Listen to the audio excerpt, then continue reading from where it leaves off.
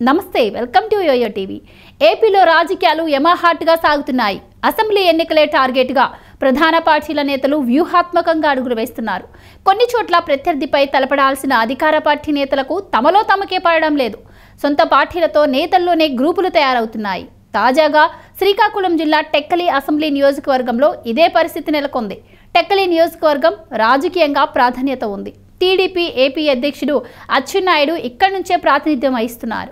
ఈసారి ఎలాగైనా ఆయన్ని ఓడించి తీరాలన్న పట్టుదలతో ఉంది అధికార పార్టీ. కానీ స్థానికంగా ఉన్న గ్రూపులు వైసీపీని ఇరుకున పెడుతున్నాయి. ఎమ్మెల్సీ దువ్వాడ శ్రీనివాస్, మాజీ కేంద్ర మంత్రి కిల్లి కృపారాణి, కాళింగ కార్పొరేషన్ చైర్మన్ పేరాడ తిలక్ ఇలా ముగ్గురు 3 వర్గాలకు ప్రాతినిధ్యం వహిస్తున్నారు.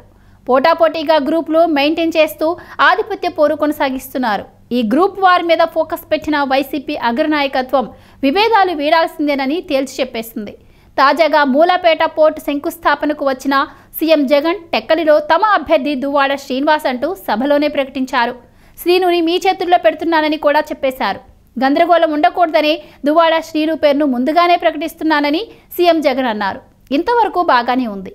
కానీ గత ఎన్నికల్లో పోటీ చేసి ఓడిపోయిన పేరాడ తిలక్కు కాళింగ కార్పొరేషన్ చైర్మన్ పదవి ఇచ్చినా ఆయనకు సంతృప్తి లేదట. మరోవైపు కిల్లి కృపారాణి పార్టీలో చేరిన నాటి నుంచి పదవి మాత్రం అందని ద్రాక్షలా ఊరిస్తోందట. బయటపడకపోయినా కృపారాణి వర్గం లోలోన రగిలిపోతోందట.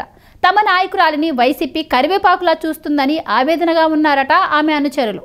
ఈ పరిస్థితుల్లో ఎమ్మెల్సీగా ఇంకా పదవీకాలం ఉండగానే దువ్వాడ అభ్యర్థిత్వాన్ని ఇంత ముందుగా జగన్ ప్రకటించడం స్థానికంగా కలకలం రేపుతోంది.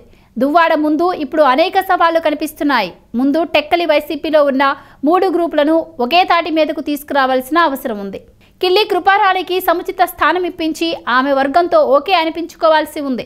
అలా కాకుంటే క్యాడర్ కలిసి పనిచేయలేదు అన్నది లోకల్ టాక్. ఎన్నికలకు ఏడాది ముందే అభ్యర్థిని ప్రకటించడంతో ప్లస్ పాయింట్ అనిపిస్తున్నా గ్రూపుల గోల మాత్రం చాపు క్రింద నీరులా పెరుగుతూనే ఉందని అంటున్నారు. ఈ గొడవ తగ్గకుంటే ప్రత్యర్థిగా ఉన్న అచ్చెన్నాయుడిని ఢీకొట్టడం కష్టమన్నది పార్టీ నాయకుల మనసులో మాట. దువ్వాడకు ఎమ్మెల్సీ ఇచ్చారు కనుక తమకు ఎమ్మెల్యేగా అవకాశం ఉంటుందని ఆశించారట మిగతా నేతలు. ఇన్నాళ్ళు ఆశా నిరాశల మధ్య కొట్టుమిట్టాడుతున్న వారికి సీఎం ప్రకటన మింగుడు పడ్డం లేదు. ఈ విషయంలో సభావేదిక దగ్గరే కొందరి ముఖాల్లో మార్పు వచ్చేసిందట. క్షేత్రస్థాయి పరిస్థితులు పెద్దలకు తెలియటం లేదు. దువ్వాడ అందరినీ కలుపుకొని పోవడం లేదని వ్యతిరేక వర్గం చెబుతోంది. దువ్వాడలో ఇప్పటికైనా మిగతా వారితో సమన్వయం చేసుకొని కలుపుకుపోయి ఎన్నికల నాటికి అన్ని గ్రూపులు కలిసి తనకు పనిచేసేలా మార్చుకుంటారా అన్నది చూడాలి.